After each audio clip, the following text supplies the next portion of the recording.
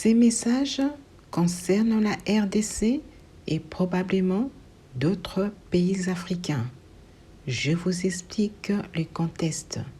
C'était hier quand j'ai parlé au téléphone avec une de mes cousines à propos de l'éruption cutanée appelée communément Mbassou et de l'empoisonnement qui ôte prématurément la vie à certaines personnes en République démocratique du Congo, RDC. Je lui disais que c'est un esprit qui est entré en RDC et que je n'arrivais pas à donner les noms à cet esprit, et je lui ai demandé d'introduire ces sujets de prière dans leur groupe d'intercession. Hier soir et ce matin, j'ai prié à ces propos et quelques minutes après avoir terminé ma prière de ce matin, que j'ai reçu le nom de cet esprit. Il s'agit de l'esprit de serpent. La première action était de remercier Dieu de m'avoir révélé le nom de cet esprit. La deuxième action était de communiquer le nom de cet esprit à ma cousine. Et la troisième action est celle-ci, d'écrire pour la partager avec vous afin qu'une armée de l'Éternel, composée des hommes, des femmes, des servantes et de serviteurs, s'élève.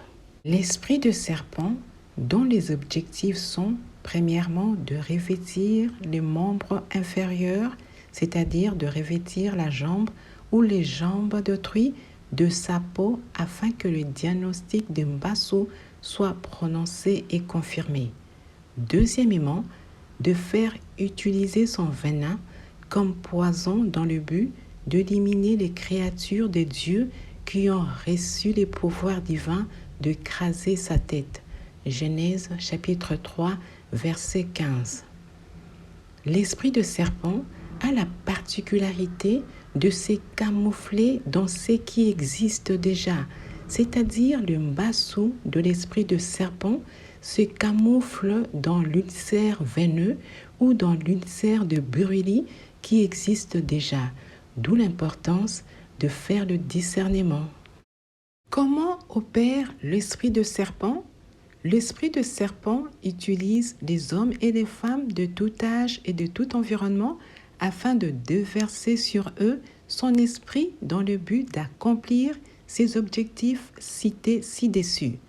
Ces hommes et ces femmes se camouflent parmi ceux qui portent en eux l'étoile divine de la prospérité dans le but de les empoisonner par la bouche, comme dans les jardins d'Éden où le serpent a incité Ève à croquer son empoisonnement spirituel qui a fait appel à la justice divine.